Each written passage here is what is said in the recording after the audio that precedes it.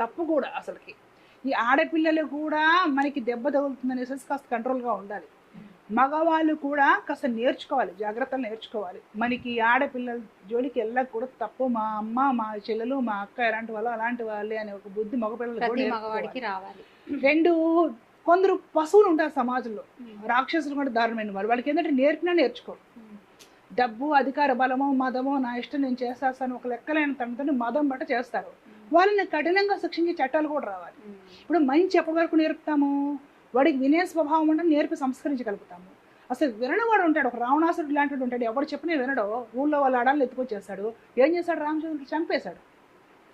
వినని వాడిని కఠినంగా ఉరిదీసే చట్టాలు రావాలి, నడి రోడ్డు మీద ఉరిదీసే చట్టాలు రావాలి. వినేవాడు ఏదన్నా ఉండి ఏదో క్షణికావేశంతో పక్కన వాళ్ళని చూసి మోటివేట్ చేశాడు రవీడు అనుకున్నాడు, వాడిని సంస్కరించవచ్చు, ఒక 7 ఏళ్ళు జైల్లో వేసి. వినని వాడు ఒకడు ఉంటాడు, నర్రోప రాక్షసుడు.